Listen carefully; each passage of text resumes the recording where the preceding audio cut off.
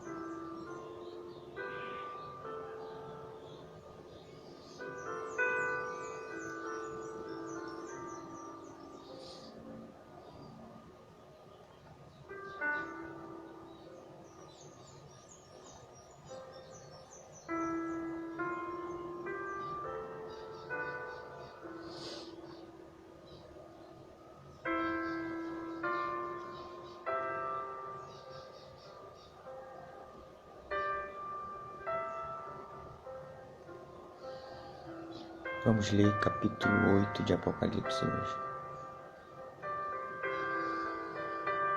Ontem conversamos sobre o capítulo 7.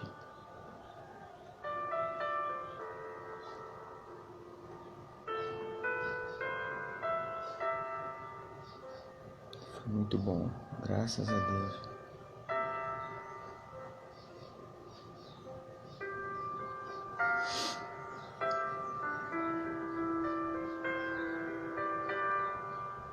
Tentamos ontem, com toda simplicidade, desconstruir algumas coisas acerca do literalismo do texto em si. E foi um papo muito bacana, graças a Deus.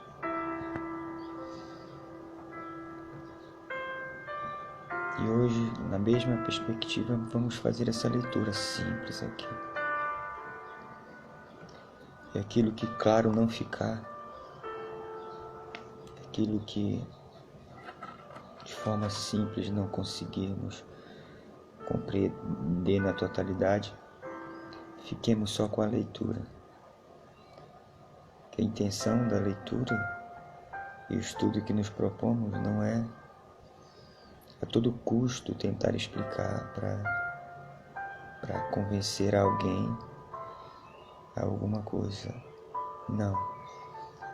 Quando na mesma leitura não tiver nada de explicação clara, a própria leitura vai ficar por ela mesma. Essa é a minha intenção. Agora aqui a gente já tem que ler esse capítulo 8 com uma perspectiva muito bacana. Você lembra que nós paramos no capítulo 6? O capítulo 6 foi a abertura dos selos. Capítulo 6 de Apocalipse. Você lembra, né? O capítulo 6 começa a abertura dos selos. Aí aqui já no versículo 15, 13, vai dizer que ele abriu o 6º selo. E para por aí. Aí nós lemos o capítulo 7 ontem. E o 7º selo não foi aberto. É como se fosse uma pausa. Nós tivemos uma pausa aqui no capítulo 6. O capítulo 7 é como se fosse um parêntese para o capítulo 8. Tivemos uma pausa bem significativa até entre o 6º e o 7º selo. E o capítulo 8 já é o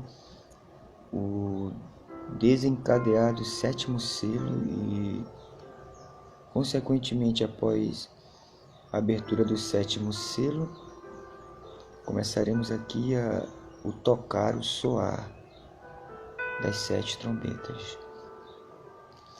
Então já vamos ficar aqui atentos à leitura simples. Só recapitulando. Capturando os 7 selos. O primeiro selo. Havendo o cordeiro aberto um dos selos, olhei e ouvi um dos 4 animais que diziam com uma voz de trovão: vem e vê.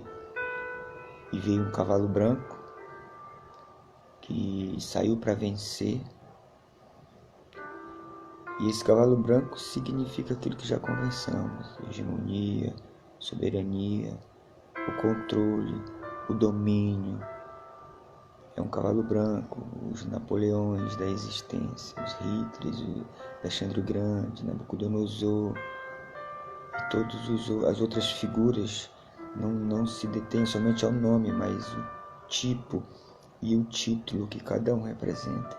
César não é um nome próprio, César é um título. Herodes não é um nome próprio, é um título. Anticristo não é um nome próprio, é apenas um título, é um espírito que vai passando. Todas as gerações têm os seus cavalos brancos de controle, de domínio sobre a maioria. E logo, o primeiro selo sendo aberto, traz essa figura de controlador, de autoritário. E em tendo essa figura, vai desencadear o segundo selo, que é o cavalo vermelho, que é o cavalo das guerras.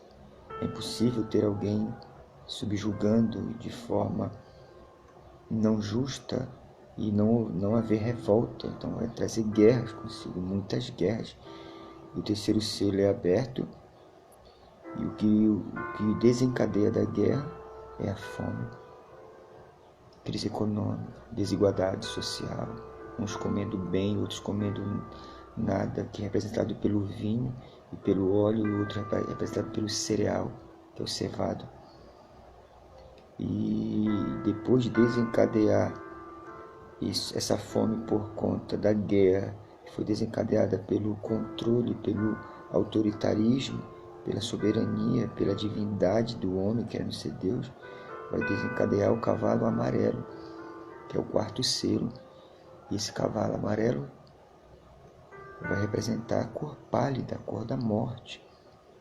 Claro que alguém querendo dominar sobre o outro de forma autoritária, sem que o outro tenha voz, tenha opinião, vai gerar guerra. E essa guerra, com certeza, gerará fome, gerará morte, gerará desigualdade social.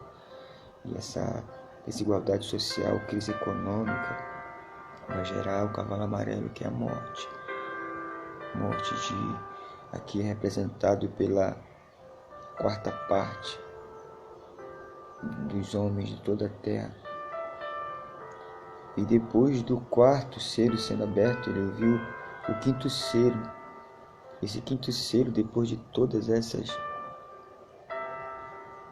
catástrofes, desse desencadear de ciclos subsequentes, são ciclos condicionáveis, um puxa o outro, que puxa o outro, que puxa o outro, vai gerar no inconsciente coletivo das almas, clamando por justiça. Vai clamar as almas, dizendo: até quando, Senhor? Vem por nós. É uma sequência insuportável para quem só quer viver bem. É isso inconsciente de todas as almas, clamando debaixo de todos os altares de Deus. E essas almas clamando é um desencadeado, o primeiro cavalo branco, que desencadeia o vermelho, que desencadeia o preto, que desencadeia o amarelo, que chega até as almas orando. E tudo isso vai desencadear o sexto selo. O sexto selo foi aberto e olhei, e eis que houve um grande tremor na terra. O sol tornou-se negro, e a lua como sangue, as estrelas dos céus caíram da terra, e o céu retirou-se como um livro que se enrola, e todos os montes e ilhas foram removidos dos seus lugares, e o rei da terra e o grande, e os reis da terra, e os grandes, e os ricos, e os tribunos, e os poderosos, e todo o servo, todo o livro se esconderam da presença daquele que vive, porque é chegado o dia da ira do Cordeiro. Então todo esse desencadear de abrir de selo, primeiro, segundo, terceiro, quarto, quinto e sexto selo, vai provocar em cadeia, em sequência, não em sequência cronológica, É um fenômeno que está sempre em movimento, está sempre acontecendo. Esse desencadear do todo vai trazer o Filho do Homem vindo sobre as nuvens para julgar. É o fim de todas as coisas. Lembra que conversamos que esse capítulo 6 é a síntese do todo do Apocalipse? Entenda uma coisa bem legal aqui. Nas culturas antigas, nesses tempos aqui, não era lido o livro de Apocalipse ou qualquer livro tendo todos o seu livro nas mãos, tendo todo o seu aplicativo na mão para ler. Então, a maneira de se compreender, a maneira de se repassar o Evangelho, estou usando Evangelho aqui, mas só tendo na mente o significado etimológico, que é boa nova. Então, a maneira de expressar aqui o Evangelho era falando e as pessoas iam ouvindo. Então, existe uma técnica muito importante de nós atentarmos para cá, que era a técnica da repetição. Você vai ver muitos fatos em Apocalipse que está sendo lido aqui, que são fatos repetidos, dando ênfase em mais algumas coisas importantes, porque era uma maneira muito antiga de se fazer compreendido a repetição. Então, o 6 é a síntese do todo do Apocalipse. É a síntese do todo, do desencadear de todas as gerações. E é bom que eu e você já fiquem sabidos de que o Apocalipse é um adensar, é um processo que está sempre em movimento, é uma arquitetura em movimento. Então o Apocalipse está acontecendo desde Adão. Toda geração, entenda uma coisa, toda geração experimenta o seu Apocalipse. Mais uma vez eu quero repetir, se você puder escrever aí, para que todos já, quando chegarem, já leiam, toda geração experimenta o seu Apocalipse, de acordo com a intensidade daquela geração, que vai respeitar a cultura, que vai respeitar a ciência, que vai respeitar a tecnologia da época. Mas toda geração experimenta o seu Apocalipse na totalidade. Todas as gerações têm seu anticristo. Toda geração tem as suas marcas 666. Toda geração tem os selos. Toda geração tem suas trombetas. Todas as gerações têm os cavalos brancos, vermelho, preto e amarelo. Todas as gerações têm o inconsciente coletivo das almas clamando por justiça. Todas as gerações têm o desencadear da volta de Jesus. Porque a volta de Jesus, ela vai acontecer de forma visível para todo olho ver. Mas todas as gerações que acabam significando que todos daquela geração morreram, completa-se o Apocalipse, porque quando nós morremos, Jesus veio para nós, e quando ele veio para nós através da nossa morte, o tempo e o espaço acabou, o tempo acabou, e o Apocalipse concluiu, porque nós estamos onde ele está. E se nós estamos onde ele está, quando nós morrermos, nós já vimos tudo acontecer, porque não existe passado, presente nem futuro. Tudo aconteceu. Então toda geração experimenta o seu Apocalipse na totalidade, respeitando cada geração a sua limitação de tecnologia, de aplicativos, de ciência, do dilatar de cada geração tem o seu Apocalipse. No século I, qual foi o Apocalipse que aquela geração experimentou? A cruz. A cruz foi um Apocalipse. Um dos maiores apocalipses que já aconteceu. O Filho de Deus foi morto numa cruz. Toda geração experimenta o seu Apocalipse. Não é preciso ir para muito longe no macro. Toda família experimenta seu Apocalipse. O Apocalipse é simples e unicamente um desencadear de processos que sucedem um após outro, não necessariamente na ordem cronológica, mas eles acontecem a partir do apertar do start de alguma coisa. Amém? Então aqui o capítulo 6 para no sexto selo, aí entra o capítulo 7, que já tem a ver com os anjos, 144 mil, 12 mil de cada tribo e tudo aquilo que nós conversamos ontem. Aí o capítulo 8 vai iniciar. E eu quero ler. E hoje, com certeza, nós vamos ficar com muitas incógnitas. E se você ficar, fique com elas. Se contente com somente a leitura. E pronto. É assim que eu vivo. Aquilo que a Bíblia não é clara, eu tento não acrescentar. Amém? Eu quero que você e eu não fiquemos ansiosos e loucos e frenéticos para tentar explicar aquilo que não é óbvio. Aquilo que a gente não compreender, vamos ficar em silêncio. É o mais sensato. Porque se nós quisermos, nós podemos até fazer montagens de quebra-cabeças de versículos e textos da Antiga Aliança, do Velho Testamento, e pega um daqui, pega outro daqui, aí usa a cabala, numerologia, usa o meu achismo, uma inferência. Eu vou fazer uma inferência, aquilo que a Bíblia não é clara, mas eu digo que é porque eu estou inferindo. Não façamos isso. Aquilo que o Velho Testamento não me dá como sombra, como um arquétipo, e o que o Novo Testamento não fez de forma clara, e o que Jesus não encarnou, e o que os apóstolos não concluíram, então vamos ficar em silêncio. Vamos vencer a vaidade do saber, a vaidade do querer saber e explicar tudo. É assim que eu tento viver, é assim que eu tento. O que eu não entendo, eu me calo e fico em Jesus, porque nele, ainda que as respostas não cheguem aos meus ouvidos de forma clara e absoluta, mas eu tenho ele, e é só isso que importa. Um dia eu saberei de forma plena como de fato tudo é.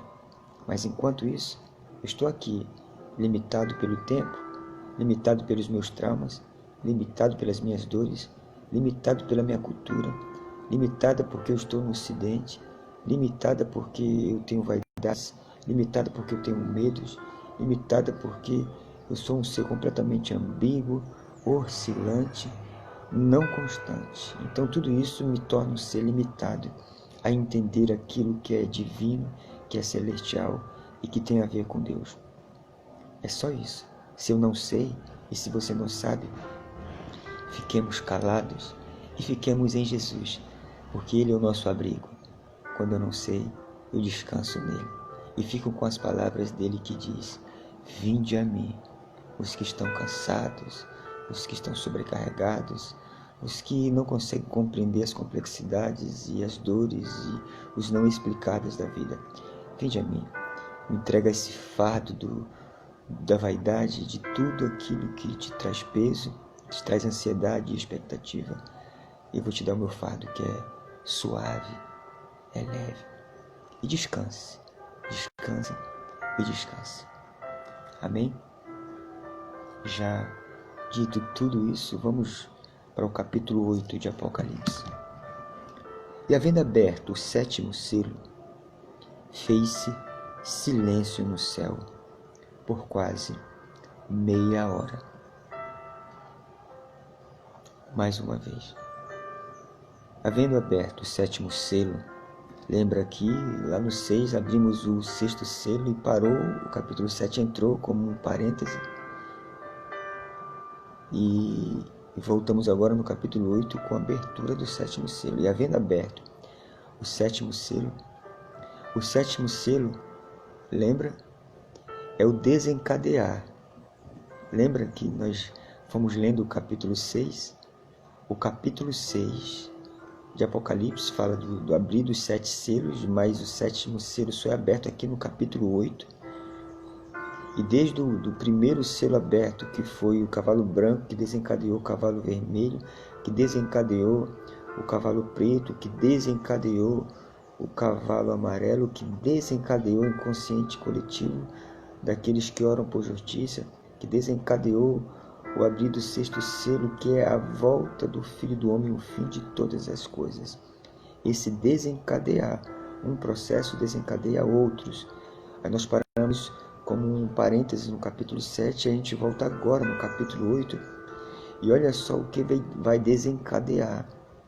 Quando abriu o sétimo selo, houve um silêncio no céu por quase meia hora. Isso aqui não tem como explicar, eu não tenho. Meia hora eu não sei, eu não consigo compreender de forma literal. Eu só sei que não é literal e você também já sabe. Mais uma vez, ressaltando, Apocalipse é um livro simbólico, cheio de figuras, cheio de arquétipos, cheio de maquetes, que são simples e unicamente simbólicas, pegando um símbolo para nos mostrar um princípio e uma verdade, mas não necessariamente o símbolo significa o que o próprio símbolo está mostrando. Ele significa um princípio, algo que nós precisamos entender. E havendo aberto o sétimo selo, fez-se um silêncio no céu por quase meia hora. Existem algumas maneiras de crer nessa meia hora. Eu quero só citar para você aqui, pelo menos 4, 3, 2 ou 4. Mas não significa que é. Existe um modo de crer que muitos acreditam que esse silêncio por quase meia hora no céu significa porque Deus estava atento para ouvir as orações de todos, dos santos, de toda a humanidade. Porque essa maneira de ver é crida, porque o versículo 2 e o 3 vai falar acerca das orações. Mas não faz muito sentido não isso.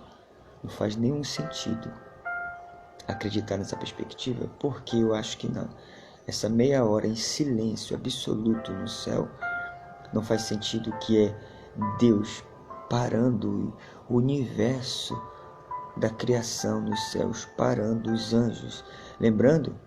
Só lembrando de um fato muito importante, se você não percebeu. Aqui no capítulo 7, diz que está um barulho do caramba. Olha o que eles dizem aqui, ó. Lembra que nós lemos ontem que os santos, aquela multidão incontável, estava com palmas nas mãos, vestes brancas e palmas nas mãos? Você viu o barulho que estava no céu? E lá no capítulo 6, lembra também? Os anjos, os 4 seres gritando, bradando, Santo, Santo, Santo. Então no céu tem um barulho de cânticos, e você também vai lembrar que eles tinham instrumentos musicais. Eu até trouxe alguns instrumentos desse nosso tempo, ukulele, cavaquinho. Tem uma banda no céu, flautas, saxofone, bateria, teclado, piano, violão, cantando, e ainda tem os anjos gritando Santo, Santo, Santo, sem parar. Aí tem essa multidão incantável batendo palma e cantando hinos de louvores ao Cordeiro que está no meio do trono, que está no trono. Ainda tem essa multidão, você já conseguiu imaginar uma multidão incontável em silêncio? Lembra que elas estão diante do Cordeiro que morreu e ressuscitou. Estão chorosas, lembra que nós falamos ontem? Porque Deus vai enxugar dos seus olhos toda lágrima. Então, imagine um fungar de choro de uma multidão incontável. Então o barulho aqui é absurdo. O barulho é absurdo aqui no céu, nessa dimensão. E de repente é aberto o sétimo selo e vai desencadear uma série de fatores, de acontecimentos. Mas a primeira coisa que acontece é o céu, essa dimensão, fica em silêncio por meia hora. Então, eu não acredito que essas meia horas, explicadas por algumas linhas de pensamento, é Deus em silêncio, o céu em silêncio para ouvir as orações dos santos. Eu não acredito, porque se assim fosse, o céu teria que estar em silêncio todos os dias, porque toda hora tem alguém evocando o nome de Deus de forma sincera em todas as gerações. Então o céu teria que ser um lugar de silêncio absoluto, porque exatamente nesse momento, enquanto eu e você estamos aqui, o nosso coração está voltado para Deus. Então significa que nós estamos orando, sim. Então Deus parou, o céu parou, os anjos pararam? Não. Por isso eu não acredito nessa explicação de essas meia hora de silêncio no céu, porque Deus está ouvindo as orações dos santos. E outra explicação é que o céu ficou vazio nessas meia hora, vai ficar vazio porque Jesus iria voltar, vai voltar e vem buscar a sua noiva. E todos os anjos, todos os seres, todos os moradores dessa dimensão céu voltariam e o céu ficaria em silêncio. Também não faz muito sentido, porque o céu, essa dimensão de Deus não é geografia. Não faz sentido nenhum. E pelo contrário, lá em Tessalonicenses, já lemos 4, diz que o anjo tocou a última trombeta. Então e com alarido e com voz de arcanjo, muito barulho. E a trombeta de Deus, e os mortos em Cristo ressuscitarão primeiro, e nós, os que ficarmos vivos, seremos arrebatados juntamente com Ele até as nuvens, e assim estaremos para sempre com o Senhor nos ares, nas dimensões. Então, a volta de Jesus vai ser marcada por barulhos indizíveis, não barulhos não harmônicos, é um barulho organizado, é um barulho mesmo. A última trombeta vai ser tocada com alarido e com voz de arcanjo, então vai ser marcada por um barulho absurdo. Por isso também, na minha perspectiva, não faz muito sentido. E também existe outra linha que começa a parecer fazer sentido. Que esse silêncio foi feito é como se fosse um suspiro de expectativa para as coisas que vão vir, para as coisas que vão acontecer, para as coisas que estão próximo a acontecer. É como se fosse, quando abriu o 7º selo, desencadeou uma série de sequências de coisas que irão acontecer, e você vai começar a ler comigo aqui coisas absurdas começando a acontecer, indizíveis, seres que vão aparecer que a gente não consegue nem nomear, nem os filmes com tecnologia mais avançada conseguiria descrever e tornar visível essas figuras que o abrir dessas 7 trombetas vão nos mostrar. Então é como se fosse um susto da sentença e da ira que vai vir sobre o mundo. Você lembra? Tenta imaginar quando você está de repente assim, em algum ambiente com seus amigos, e de repente você olha para um lado e vê algo absurdo acontecer. Você está aqui de repente com seus amigos, vamos dar um exemplo bem simples mesmo. Você está na praça com seus amigos, conversando, sorrindo, e de repente vocês, sem que olhem de forma focada para algum lugar, próximo a vocês acontece, alguém dá um tiro em alguém e a pessoa morre, vocês levam um susto e fica um silêncio assustador. Aí vocês estão dando conta, estão em silêncio, um silêncio absurdo por conta de um fato trágico e assustador e apocalíptico que aconteceu diante os olhos de todos. Então, houve esse susto de silêncio, um silêncio de reação, um silêncio de decibéis de voz, um silêncio de sentidos e um silêncio de reação. Vocês, a maioria, ficam sem reação. Uns correm, outros desmaiam, outros tremem, outros vão na direção do fato, mas as reações, apesar de serem muitas, mas uma se assemelha. É o silêncio absurdo de um susto imediato, porque vocês não estavam esperando isso. Então, uns acreditam que esse silêncio no céu significa esse susto de todo o universo, de todas as dimensões, para o que vai acontecer agora. Porque o que vai acontecer agora, eu e você já fiquemos com os olhos atentos. É um susto absurdo.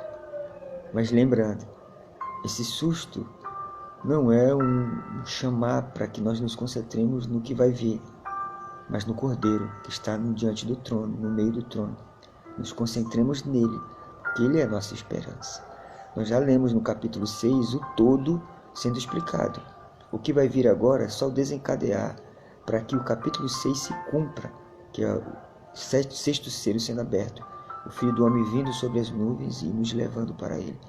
Nos concentremos nisso. O desenrolar, o desencadear do sétimo selo vai desencadear 7 trombetas, que desencadeará 7 taças e assim por diante. Mas nos concentremos, não no susto das trombetas, das 7 taças sendo abertas. Não, nos concentremos no sexto selo, que traz o Filho do Homem vindo nos buscar. Então, ainda que nos assustemos com o que nós vamos ver, o que os nossos olhos vão contemplar, nos concentremos no selo que traz o Filho do Homem. Amém? Então, esse parece ser um susto. Também existe outra maneira de pensar, que essa trombeta sendo tocada e essa meia hora do céu é um mistério de Deus que está bem aqui em Apocalipse 10:7. Deixa eu só ler para você. Mas no dia da voz do 7º anjo, quando estiver pronto para tocar a trombeta, se cumprirá o segredo de Deus, como anunciou aos seus profetas. Eu fico com isso aqui. Eu não quero explicar essas meia hora e nem esse silêncio. Eu apresentei algumas, mas eu prefiro ficar com esse. Qual é isso, Wellington? É o mistério de Deus. É mais simples. É menos vaidoso. Esse silêncio no céu tem a ver com aquelas categorias de mistério de Deus. Vamos ficar com ele, comigo? Vamos ficar?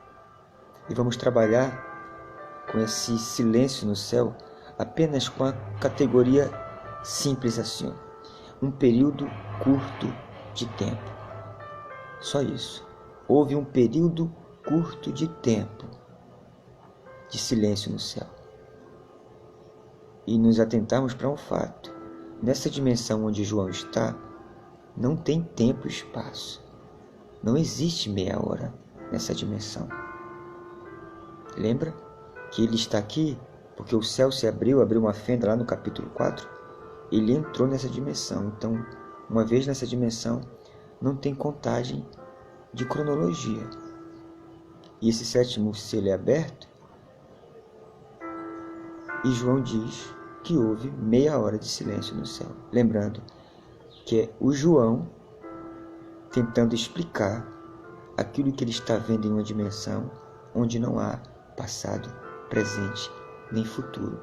Tudo está acontecendo diante dos seus olhos, como que figuras. Ele está vendo e tentando referenciar, tentando nos explicar com o olhar dele, a partir de todas as referências que ele tem. Lembra, João é um homem velho já, então ele tem indizíveis referências na cabeça dele, lembrando que ele está no 1º século, e aquilo que ele tem de referência lá, eu e você não temos. Ele não tem Wi-Fi, ele não tem celular, ele não tem carro, ele não tem a luz elétrica, ele não tem computador, ele não tem moto, ele não tem bicicleta, ele não tem os aplicativos e aquilo que nós temos hoje. Eles não tinham o conhecimento da física quântica. A física dele ainda era linear. Ele não tinha conhecimento de uma série de fatores. Albert Einstein não tinha pensado na teoria da relatividade. Isaac Newton. Não existia o conhecer e a tecnologia que nós temos hoje. Não existia inteligência artificial. Então lembra, João é um homem inteligentíssimo, mas condicionado ao 1º século, que tinha os seus aplicativos imediatos para aquele século. Então, tudo que ele estava vendo nessa dimensão do céu, onde não tem passado, presente nem futuro, ele está tentando nos mostrar e escrever com a perspectiva do que ele tem como referência. Aquela geração que leu a carta e o livro de Apocalipse, ela compreendeu, porque os aplicativos eram para eles. Nós temos que fazer evocações. A cultura do primeiro século, o significado dos cavalos, o significado das trombetas, voltando lá para o Gênesis, para Êxodo, o significado das trombetas, do incensário, etc. Mas essas meia hora, nós sabemos que não são meia horas, porque João está na dimensão do céu e não existe contagem, cronologia. O Deus da mitologia grega, o Cronos, não é Senhor nessa dimensão, porque o Senhor é o Cordeiro, e o Cordeiro nesse momento, nessa dimensão, que é chamada de céu, não está preso ao tempo e espaço. Então nos concentremos apenas em uma coisa que diz em Apocalipse 10:7. Vou ler de novo. Mas nos dias da voz do sétimo anjo, quando estiver por tocar a trombeta, se cumprirá o segredo de Deus, como anunciou aos profetas seus servos, significando que é aqueles da categoria do mistério de Deus. Por isso nos concentremos só numa coisa. João está dizendo que o sétimo selo foi aberto e houve um período curto de silêncio. Amém? Versículo 2. E viu os 7 anjos que estavam diante de Deus, e foram-lhes dadas 7 trombetas. As trombetas aqui, elas têm um propósito peculiar. Para a gente aqui, a gente consegue compreender de forma precisa sim o que significa a trombeta. Mas nessa cultura, principalmente para a cultura de Israel, a trombeta tinha vários significados. Eu quero só ler algumas. Tinha propósito militar, propósito de sinalizar, propósito de alertar, propósito de reunir, propósito de amedrontar um exército. Quando vinha, você lembra lá quando Josué foi marchar sete voltas pelos muros de Jericó? Ele disse que os músicos toquem os seus instrumentos, os cantores cantem e as trombetas sejam tocadas.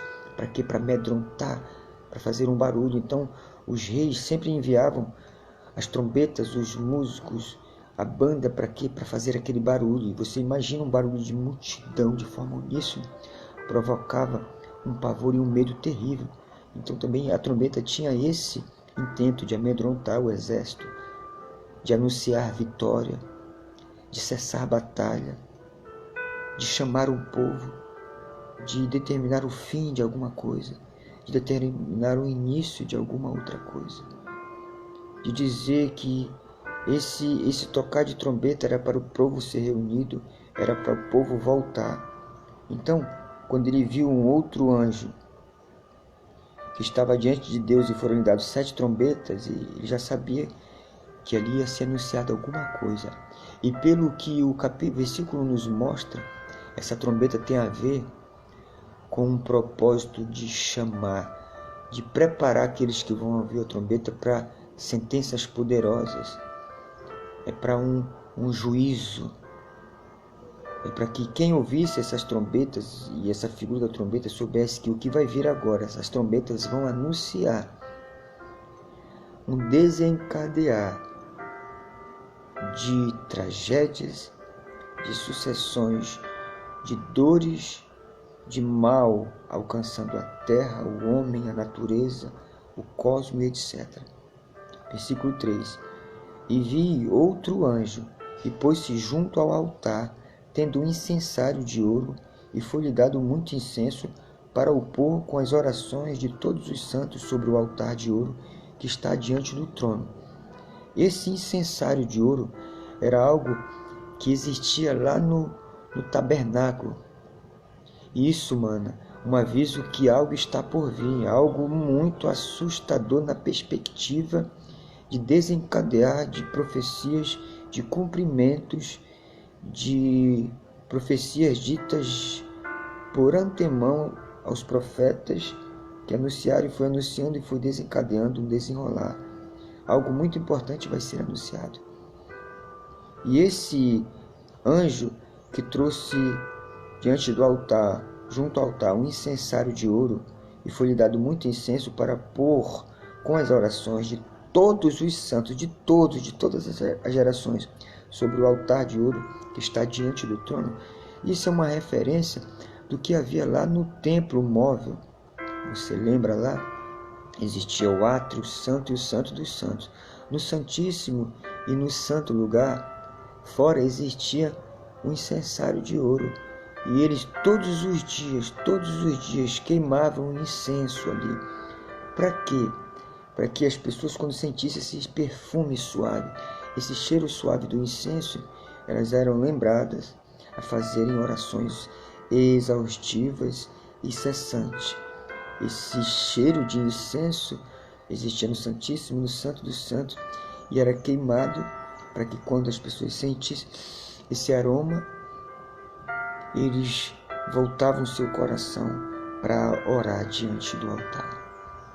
Então isso é uma figura que todos, quando leram, entenderam. Então, esse anjo estava com esse propósito. E o versículo 4. E a fumaça do incenso subiu com as orações dos santos, desde a mão do anjo até diante de Deus. E o anjo tomou o incensário e o encheu de fogo do altar e o lançou sobre a terra. E houve depois vozes e trovões e relâmpagos e terremotos. Era como se o anjo, que tinha essa figura lá do incensário sendo aceso e era um lembrar para que todos orassem, e essa oração subiu ao trono de Deus, as narinas. Você vai ver muito no Antigo Testamento dizendo que esse incenso das orações subiram até as narinas de Deus e Deus aceitou as suas orações. Esse anjo pegou todas essas orações e misturou, essa mão do anjo misturou, tomou o incensário com o fogo que estava no altar. E essas orações que subiam da terra até o altar de Deus, ele misturou com o fogo do altar de Deus e jogou sobre a terra. Era como se fosse uma resposta dessas orações. O que nós podemos pensar, só pensar, me entenda, não me interprete, não pense que são afirmações. Nós podemos pensar. Você lembra lá no capítulo 4? Vi debaixo do altar as almas dos que foram mortos. Você lembra? No capítulo 4, se eu não me engano, eu vi debaixo do altar as almas dos que foram mortos por amor de Cristo, os mártires. Você lembra, né? Eles clamavam, eles oravam.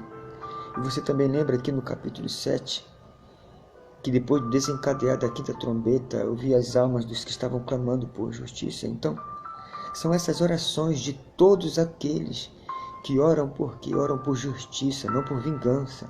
Oram Maranata, oram pedindo para que Deus diminua a dor dos menos favorecidos. Então, essas orações estão subindo diante do altar, estão chegando até as narinas de Deus. E esse anjo, pelo menos, dá-nos a entender que ele pega essas orações e as mistura com o fogo do altar que está diante de Deus e lança mais uma vez na terra, como se fosse uma resposta sendo entregada a todos aqueles que fizeram as suas orações sinceras nos seus corações, clamando a Deus por justiça, porque o cavalo branco está em pé diante de todas as gerações, governando com mão de ferro pesada e subjugando todos os santos, todas as minorias, enriquecendo cada vez mais com a dor, com as guerras,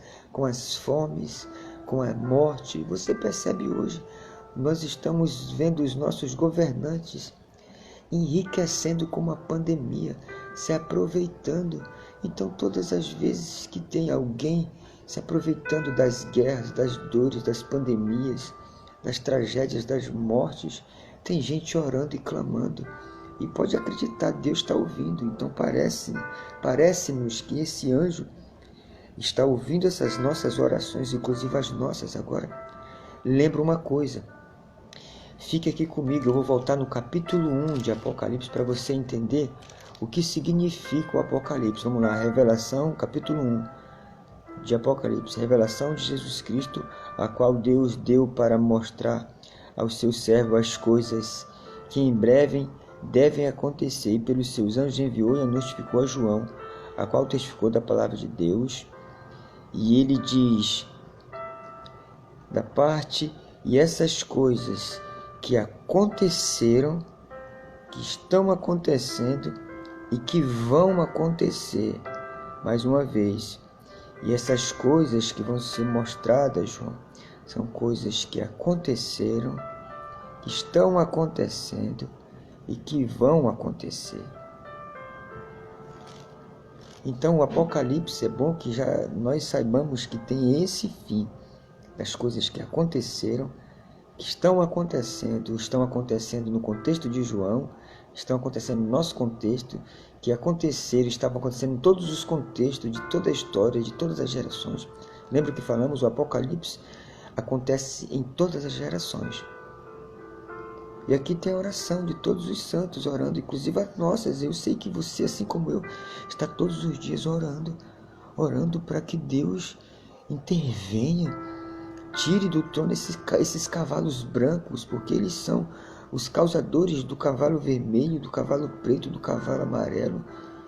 E por conta disso, os santos, aqueles que têm no mínimo um pouquinho de sensatez, estão orando.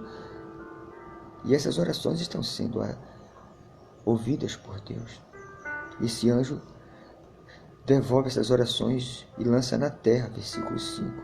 E houve depois vozes e trovões e relâmpagos e terremotos. E os 7 anjos que tinham as 7 trombetas ficaram de pé, se prepararam, porque agora, gente, vai vir um desencadear de tragédias e de dores sobre toda a terra. E os 7 anjos ficaram de pé, significando prontidão para tocar. Eles não podem tocar de forma aleatória. Lembra que Apocalipse é um desencadear de fatos históricos. Eles ficam de pé. E o primeiro anjo tocou a sua trombeta. E houve saraiva. Saraiva, chuva de granizo. São pedras. E não só de granizo. E fogo misturado com sangue. E foram lançados na terra.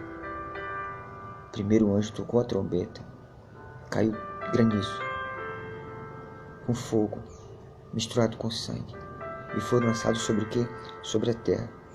E queimou-se a terça parte das árvores e de toda a erva verde, e foi queimada.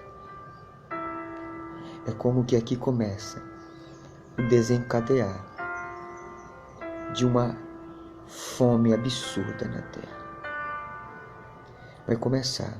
Eu sei que nós já vivemos um processo de fome, mas parece-nos que vai haver uma fome ainda mais absurda. É uma escassez no todo.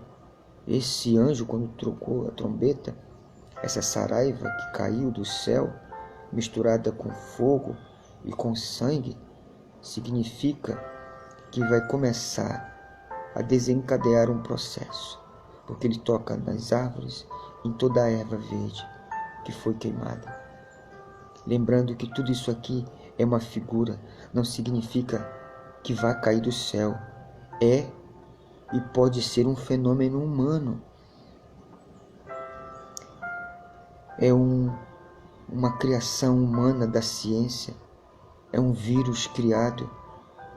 É algo jogado sobre a terra. E a erva deixará de produzir o seu fruto. E as árvores deixarão de produzir os seus frutos. Elas ficarão quase que estéreis.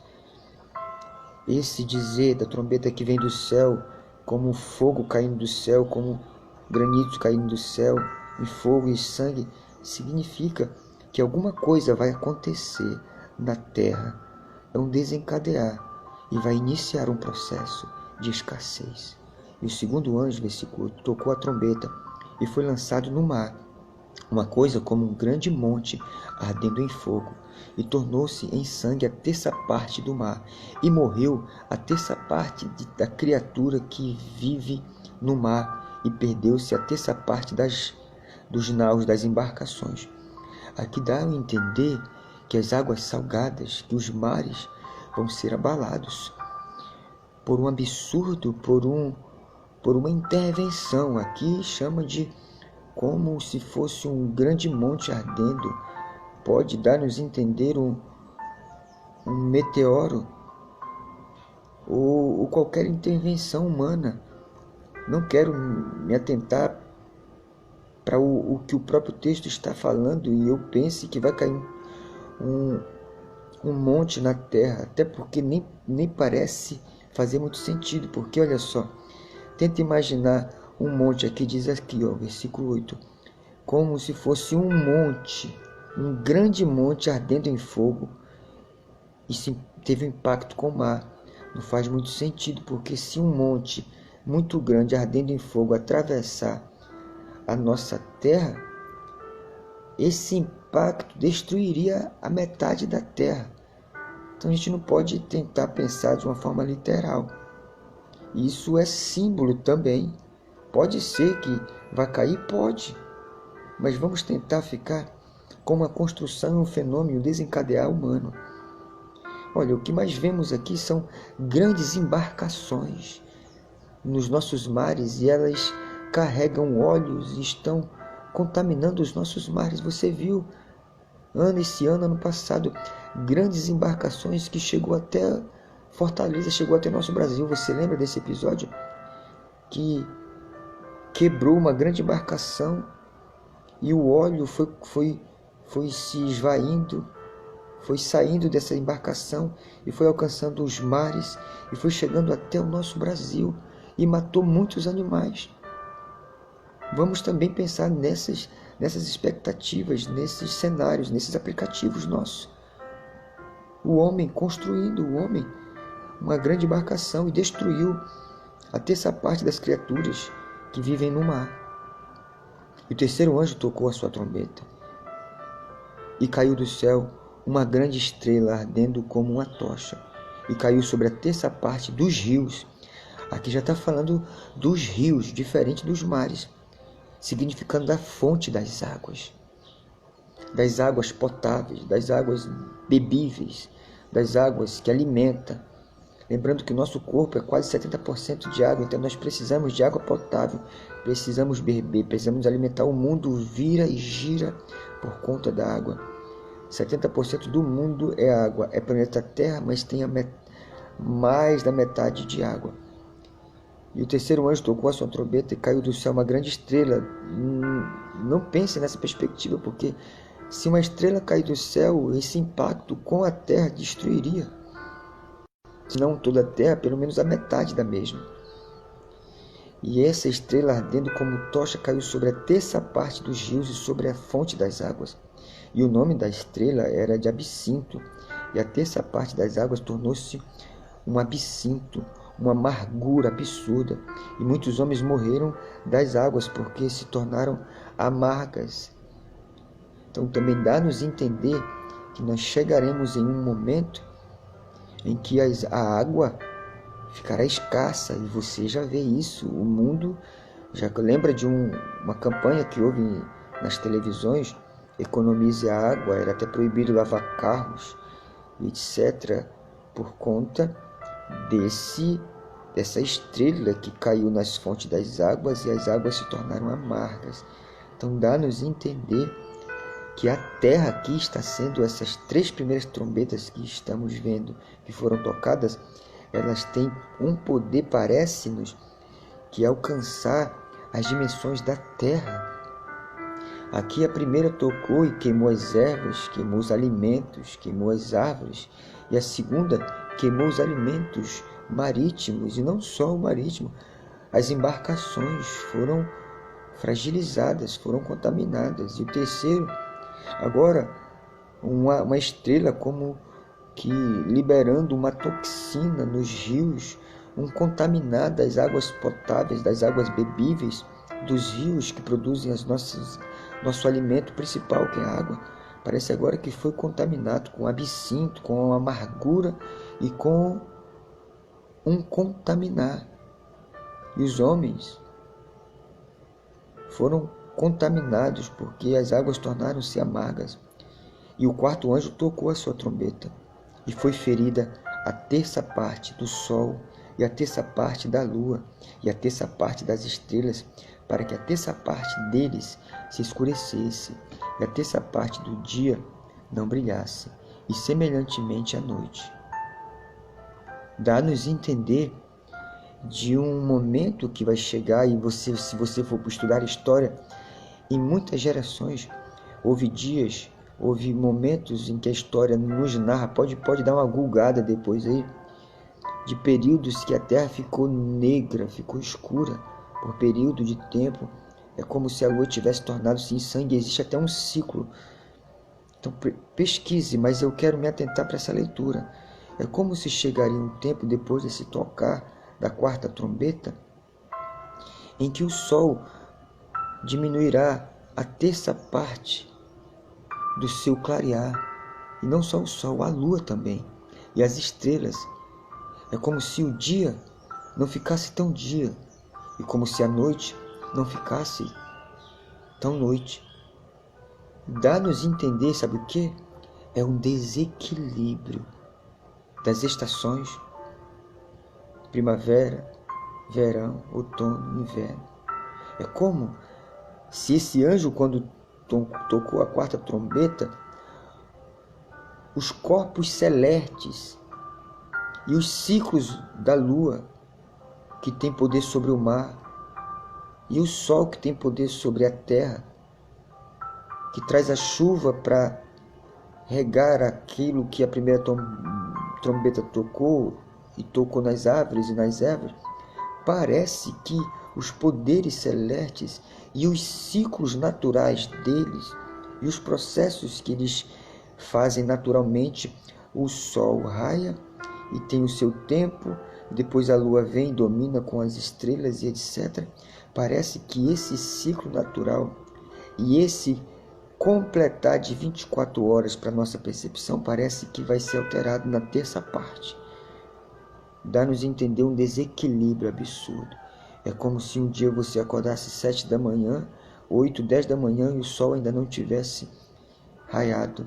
E como se você fosse dormir meia-noite e ainda estivesse na perspectiva de um claro escuro, meio que sangue. É um absurdo, é um desequilíbrio da terra, da criação da terra, da erva, do campo. É um desequilíbrio no mar, os animais marítimos morrendo, as embarcações sem ter o farol como aquele que os guia, tendo a bússola como os guia. É um desequilíbrio nos mares, nas criações da terra, das ervas, das árvores. Um desequilíbrio e uma fusão de vírus nos rios, tornando as águas bebíveis e potáveis como amargas e trazendo mal ao homem. E também havendo um desequilíbrio no céu. Vou ler, tenho 15 segundos para ler. E olhei e ouvi um anjo voar pelo meio do céu, dizendo com grande voz: ai, ai, ai dos que habitam sobre a terra, por causa das outras vozes das trombetas dos 3 anjos que estão por tocar.